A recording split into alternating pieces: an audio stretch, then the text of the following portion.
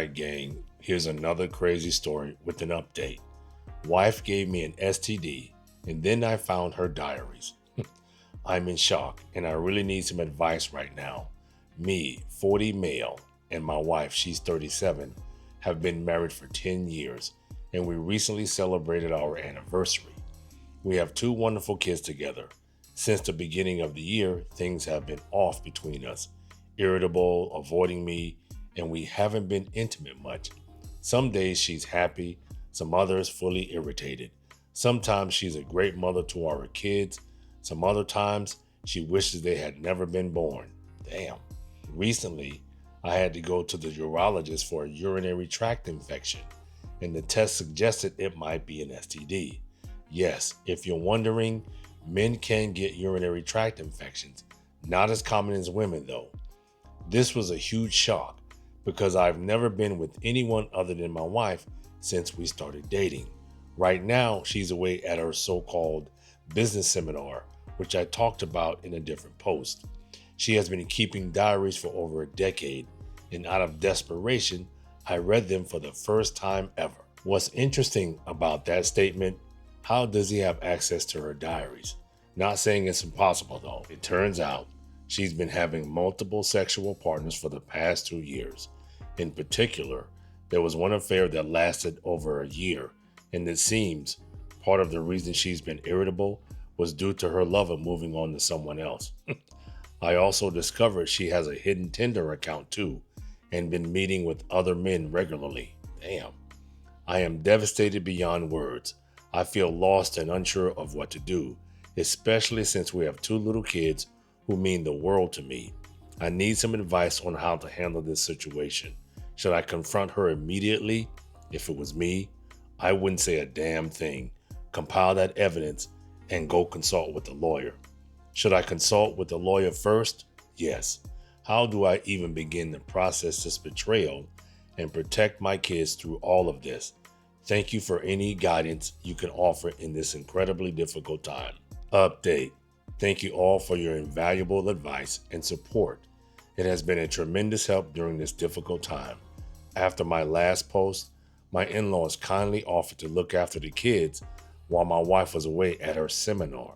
They remain unaware of the turmoil I've been experiencing. I used this time to go through her diaries and take pictures of their contents. Each entry felt like a stab in the back, leaving me in a state of shock and disbelief. I just don't recognize anymore the person I thought I knew and loved for over a decade. To avoid going into too much detail, the revelations in the diaries would make any movie or TV series I've ever seen pale in comparison. She has been involved with at least 6 different men over the past 2 years. Wow. If he didn't go to the doctor and get tested for that STD, I would bet he would never be suspicious enough to look through his wife's diaries. And 6 men in 2 years? She deserves a first-class ticket back to the streets. These affairs occurred not only during her so-called seminars, but also during short business trips, dinners, and other supposed work-related events. Meanwhile, I was at home, taking care of the kids, and naively believing I was supporting her career. Some entries vividly describe how great these encounters were for her, all while expressing gratitude towards me for being a devoted husband and father, without a single trace of remorse. This lack of guilt and the extent of her deception make me question her emotional and mental state. While reading through the diaries, I felt an overwhelming sense of despair and was seriously contemplating harming myself. I will say this time and time again, never ever let someone compromise your mental health to where you are contemplating harming yourself. They are not worth it. In the end, I sought refuge with friends for a few days, as I felt I couldn't be alone. Otherwise, I'd do something that could never be taken back. They really supported me a lot during this time and helped me get in contact with a therapist. I'm now taking regular therapy sessions once per week. They also helped me in getting in touch with lawyers specializing in divorce. I'm also getting treatment for my STD as well. Damn. Returning home after picking up the kids from my in-laws was an emotionally devastating experience. I couldn't bring myself to smile at all. At some point, While contemplating all the possible ways to unalive myself, my daughter just looked at me and saw my face. Without saying a word, she just came over and wrapped her arms around me. At that moment, I broke down, held her tightly, and burst into tears in front of her. She's my sweet angel, and the shame of having considered leaving my kids to suffer under their mother's disdain was almost too much to bear. For the first few weeks after finding out, I could barely sleep at all and had to depend on sleeping pills just to get through the nights. My motivation was at an all-time low, affecting both my home life and my work. I forced myself to continue exercising and found out it was the only thing that actually made me feel better during this time. To whoever said in the previous post that I shouldn't give up on doing exercise, thank you. You may have just saved my life. The stress intensified after my wife returned from her trip. Initially, it took all my energy to hide my disgust at her and the knowledge I had gained about her actions. I've somewhat got used to this now, but it remains emotionally draining. She did notice that something was off, but still appears to believe that I am entirely unaware of what has transpired. Her lack of shame is staggering. Just recently, she asked me to buy her the expensive gift I promised her for our 10-year anniversary, for which I made an excuse to not buy yet, despite her going on another business trip just a day after our anniversary, which was described in extremely painful detail in her diaries. To make matters worse, she was even arranging to meet her latest partner on the day of my birthday. Damn, this woman is trifling. Nowadays, I've started to feel a lot better, thanks to exercise and therapy. I had never been to a therapist before in my life, and to be honest, I am regretting not having done it sooner. Despite my wife betraying me in the worst possible way, part of me still thought that maybe all of this was my fault.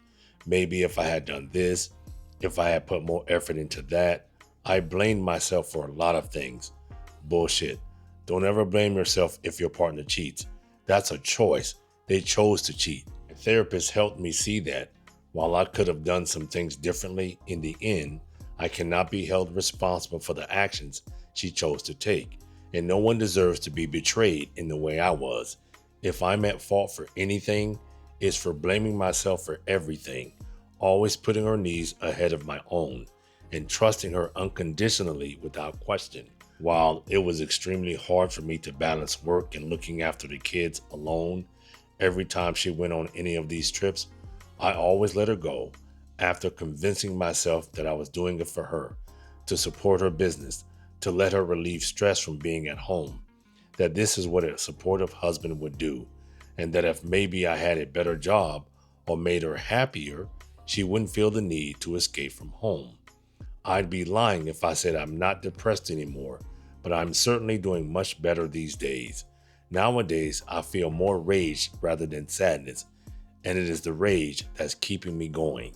My therapist advised me to channel this rage into things I do, which has worked surprisingly well.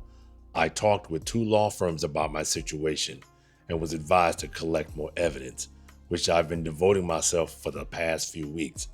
I've finished digitizing all of her diaries from the past 2 years, which were quite a lot.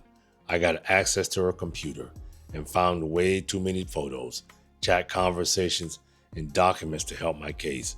She's been posting all of her adventures into a very distorted private group on Facebook, to which I've also taken plenty of screenshots of. Damn.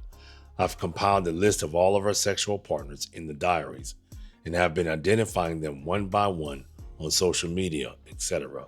I've gathered everything I could on her current sexual partners and managed to figure out where they live and or work. Now I'm debating whether I should confront them or not.